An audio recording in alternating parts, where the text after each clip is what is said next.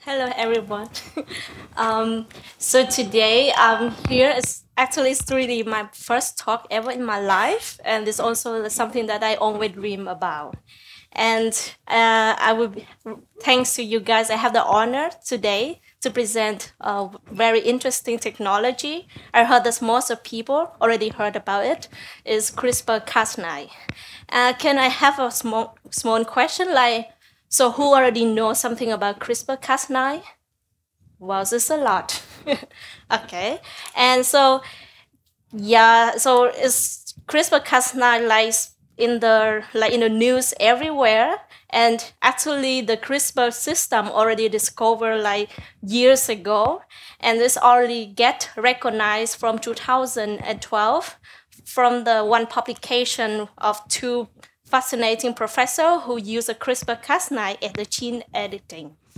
And from that moment, the CRISPR-Cas just explode everywhere and get a lot of important milestones and revolutionize different research field, and not only in genetic disease, but also in drug development, in engineered animal, biofuel production, and plant biotechnology.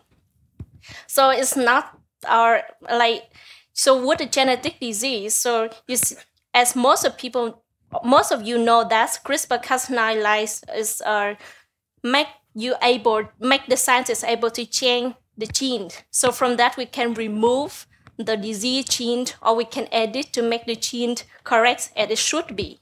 And with drug development, we can use a CRISPR to find the good target for the drug. And from that, the company can use that target for the drug development. And for animals, so it's similar, we can use the gene editing to make the animal our model for disease like biotic disease, cancer disease, so many diseases that we need an animal model. And from that model, the researcher or the drug developer can use that to test whether the drug or the treatment is the right one. And biofuel, so I think that's really amazing thing about CRISPR-Cas. So it's not about medicine field, it's also it can make our work cleaner. How it do it? So it's make the algae that able to produce the biofuel, and then this fuel can make us able to make the world less pollution and more renewable energy development. And with plant biotechnology, so you know that's the climate change, and we have more and more extreme weather. And with the CRISPR-Cas, you can change to put the trait or the characteristic that the plant are required to resist the extreme weather. From that, you can have a higher food quality and ability for the agriculture resistant to the pests that's harmful to the plant. So the more we know about CRISPR-Cas, the more we see the potential of CRISPR-Cas in to improve human life. There's a lot of disease that in the past we don't have a way to cure it. And with the CRISPR, it's opened a new gate for us to treat the disease that we never think about, that we can find the solution for that. And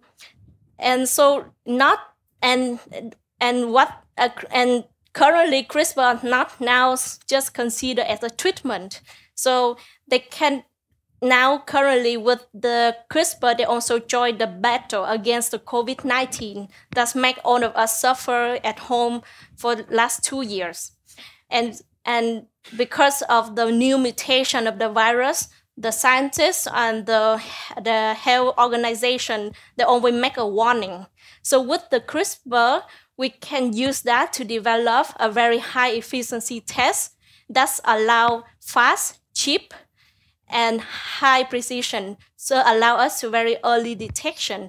So, so when you take a PCR test, so normally for myself, I need to wait 24 hours. And so with this test, they just need a buffer, the sample, and the heat shot very small, like you can put in the pocket. And then after 1 hour, they can give you whether you get positive or negative. And so this also very nice research from the lab that I used to work before during my master thesis as Helmholtz Institute at Würzburg with Professor Chase Basil.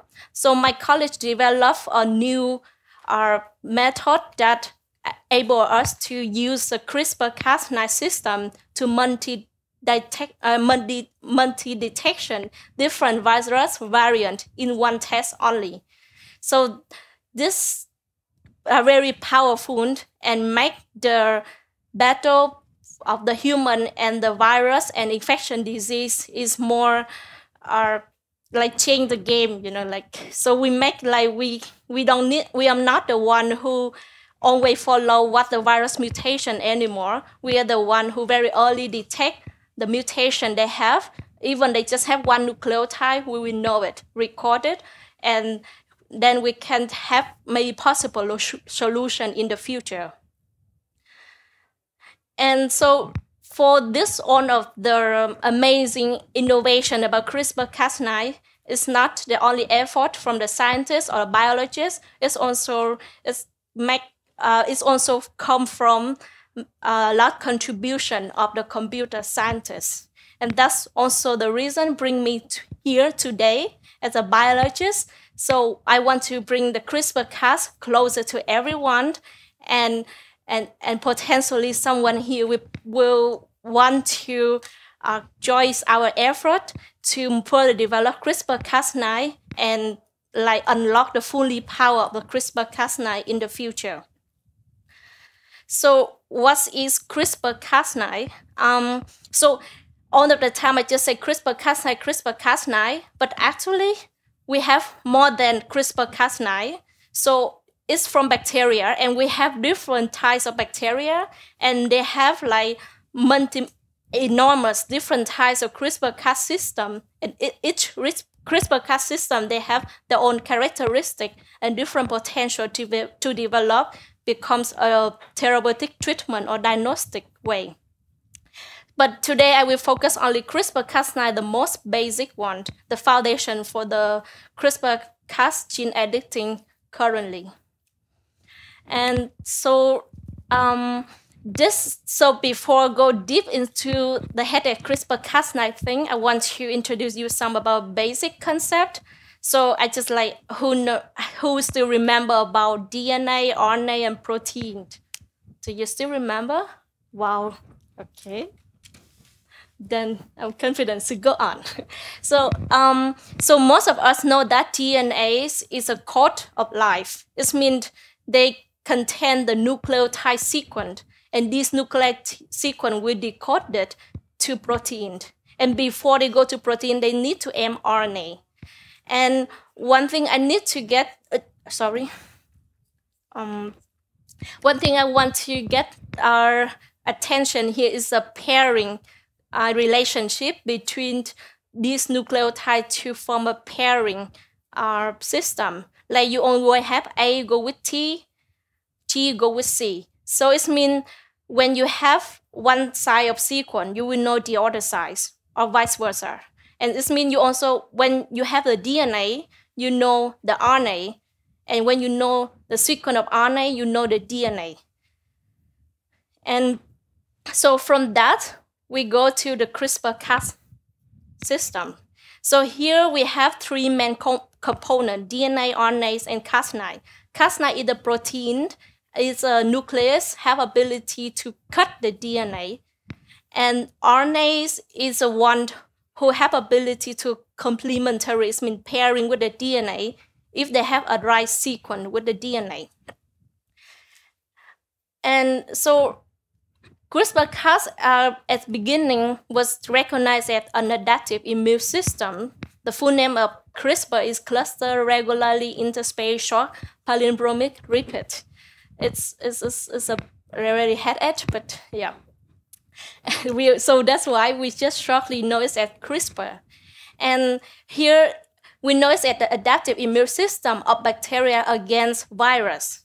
So when the virus tries to invade the bacteria, they put their genetic material inside the bacteria. And somehow the bacteria recognize this and they know, you are the enemy. So I will steal some genetic material to put in my genome. I'm stored in your information. I remember who you are. And then after that, when the virus come again, and just very first stage, because, okay, I know you before, so when you just enter my door, I will use your own genetic material here in this palindromic repeat, short repeat here. We use here as a guide RNA. Guide is in guidance, like who teach you how to do something. So this guide RNA was transcribed, like to take from the DNA, and then they combine with the Cas complex, and normally we use Cas9, because Cas9 is a destroyer, and this guide RNA bring a destroyer to the virus DNA material and cut it down. So no way for the virus come again. That's called adaptive immune system of bacteria. And so from the very small bacteria immune system, this amazing professor who gained a Nobel Prize in 2020 have figured out, what we can do with this. So with this small RNA, if we reprogramming, it means like we change the target sequence here. So it means we can target any DNA we want. We can bring the Cas9 to cut that site. It's very interesting. And that's the reasons why we have CRISPR-Cas9 gene editing. And so I want to get more detail in the component of CRISPR-Cas9. So here you have a Cas9 protein, as I mentioned. You have this programmable sequence. We call spacer, but here you just can remember it's like a target sequence. So this sequence will come to the site that you want to edit, bring the Cas9 with it, and then cut here. And any question about okay, so what happened if they mistakenly cut their own genome instead of invader? To answer this question, we have a PALM sequence, NGG. So this PALM sequence will be only on the sequence of the target site. It means at the enemy where we want to cut. So Cas9, they will recommend NGG and cut. So they need a pairing sequence with the target site, and we need a presence of the PALM to make the cut done. And here, so this is, you can remember this all of the complex that bring the Cas9 to the gene called guide RNA. Okay, and then cut, as I say, with Cas9 we have a double strand break. So what next? Okay, you cut, and how the gene edit, and we have DNA repair. That make us different from most of the simple cells type. So we are mammalian cell type, more advanced, and we have more robust DNA repair system.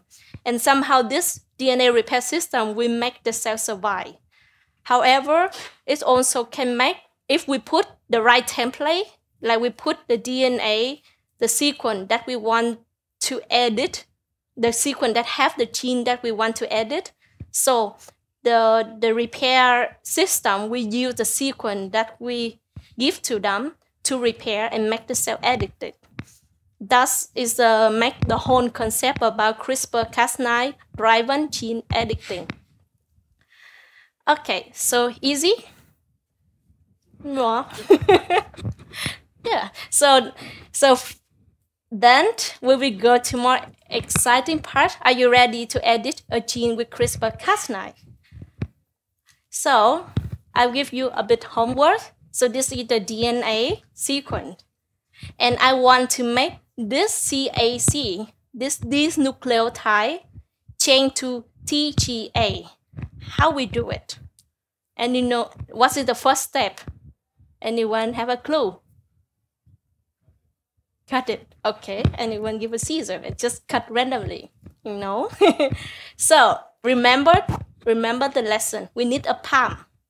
So the palm is the one who decides that whether we can cut this DNA or not. And of course, the palm will be specifically with the Cas9. So it means each Cas protein, they have their own recognized site. So with Cas9 in this situation is NGG. N here is mean any nucleotide. So we have 4 nucleotide ATGC. So whatever nucleotide go with GG. And you see so we have the palm. And then we need a guide sequence. Well, sorry. Okay. Okay. So with the guide sequence, it means like, so the guide sequence will go behind the palm. It's gone. Can I fix it? Okay. So the guide sequence will go behind the palm. So this is the palm I choose, TGG. So the sequence behind this palm, the sequence behind this palm, I will use this as a guide sequence. Why? Because it contains the sequence that I want to edit. Yep. And then because I use this as a guide sequence, so then we have the guide RNA here, have this sequence. And this guide RNA will able to bring the Cas9 protein, come to this side, recognize the palm, and make a cut. That's how we design a guide RNA. It's really easy. And okay, and then after we cut, and remember I want to change this CAC to TGA. So that's why I bring a repair template. So the repair template will have the region that's similar to the other side of the original gene. And I only change where I want to edit. And then the cell will recognize this. Maybe this is the DNA of myself, and I will use this as a repair template to edit, and we sneakily make the cell behave as the way we want. We're not a nice person, obviously. Yeah, and so that's done. We make the cell edit. It's easy. Yes or no? Yes. I have many people say yes, because actually, like, compared to all of the gene editing method, like conventional one, CRISPR-Cas really easy and make us ability to precisely edit where we want and go to the specificity to the nucleotide. We can change 1 nucleotide, 2 nucleotide. That's very amazing. That's none of the previous gene editing technology allow us to do so. And compared to the past, easy? Yes. However, yeah, if it's easy, I would not be here, obviously. But have a guide RNA is easy, but have an ideal guide RNA is difficult. Difficult. I try it. It's make me 1 year. Yeah. Efficiency, precision is the two most basic thing, the two basic and critical thing we require to have a good guide RNA. High efficiency is meant the guide RNA able to target the site, but they need to cut in the way that the cell have to repair. Like many situations, the guide bring the Cas9 there, cut, but the cut cannot make the cell repair. They use another different repair system. And so it means the cut is not efficiency enough. And precision here, like, so here as you see, I say like, okay, we have the RNA guide with bearing with the DNA. So we expect that only the region that pairing to the RNA can really complementary, like can be interact and make the Cas9 cut exactly only there where we have 100% pairing. However, the cells not behave like that. They allow to mismatch happen. So it means with the palm and the guide, somehow they allow for the guide RNA bring the Cas9 to the wrong place, where only 1 or 2 or 3 nucleotides different from where we want to target. That's really bad. Because in human, we have 6 billion nucleotides, thousands of genes. And of course, we just want to edit the one that remove the disease. But if off-target happen, so we accidentally make new disease. That's bad. Yeah. And the off-target is now really most of the tricky, annoying thing for the scientists. And more than that, we not only have a problem with the guide RNA, the gene editing outcome, it depends on a lot of factors. Like with Cas protein we use, like I told you, like we have Cas9, Cas12, Cas13, Cas omega. It's like a lot of different Cas system, and they behave differently. We have different delivery method. We have the virus vector method, non-virus vector method, nanoparticle method, and even the repair system of the cells is complicated. The cell, they have multiple ways to repair a gene that get damaged. And it's really somehow depend on the mood to choose our repair template, or they choose their own template. Sequence context, yeah, so we have a long genome, and each side of the gene, they have different like chemical property, and have different like chemical property, and this behave differently. Whether it's allowed to the guide RNA to get in the DNA to guide the Cas9 cut or not. It's really depend on the gene. Doses, how many Cas9 you need, how many guide RNA you need. Thus you need to optimize. Yeah, epigenetic factor, similar, like so how the chromosome will be folding, losing folding, or not entirely folding. And off-target, as I discussed, cell health and cell type, it's the same. They behave differently. And when the problem is so big, it's go out of our capacity to solve. Only with the pipette and test tube, we cannot solve enormous of combination, enormous of possibility, so many. So that's the time SOS. I need the support from you guys who can use computer. And this is the real workflow for us to develop a CRISPR-Cas9 gene editing. We have the model, and for the guide RNA, I cannot simply do what I showed for you last time. It's just on paper. In reality, we will need a special tool developed by the computer scientists, bioinformatics scientists, and these tools will combine the data, like empirical data from different labs in the world, combine everything and become a database. From that, when we want to design a tool, we can compare with your database and then somehow predict or somehow expect that the guide is the optimal one. And then we make the vector and put in the cell and make an edit. And then we also need a tool from computer scientists to align the gene that we just added with the reference gene in the database to know whether the gene edit or not. So from this, you can see that we heavily dependent on the computer scientists, or dependent on the available the tool that you guys develop for us. And here there's some representative web tool that I show here. Is CRISPR, chop.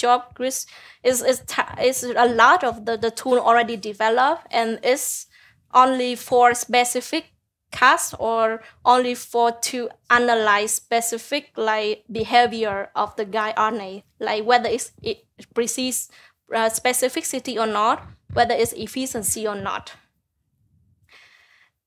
Yeah, so this is the sequence that I tell you to produce a guide. So here you can see that they have 3 potential palm, and then with the palm, this website CRISPR can analyze and give us whether it's high minimum or low specificity.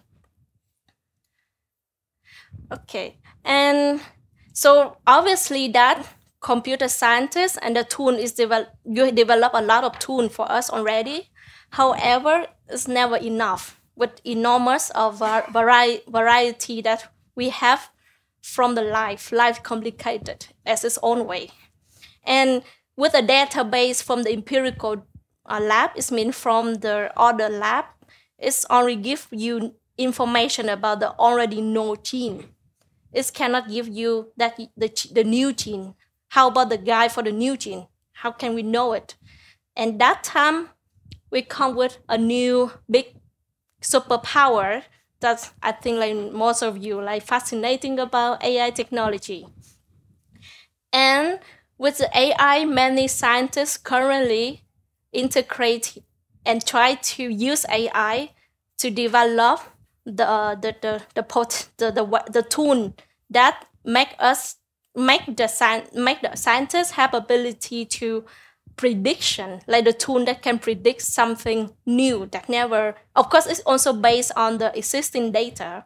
However, it can like somehow generate a new characteristic that we don't know, and from instead of have to test 10,000 possibility, maybe we just have 50 possibilities, still a lot, but we focus on check on that in the lab and show the real data in the lab, and it will save a lot of workforce, chemical, animal, everything, and make the process, the development of CRISPR-Cas technology faster and faster.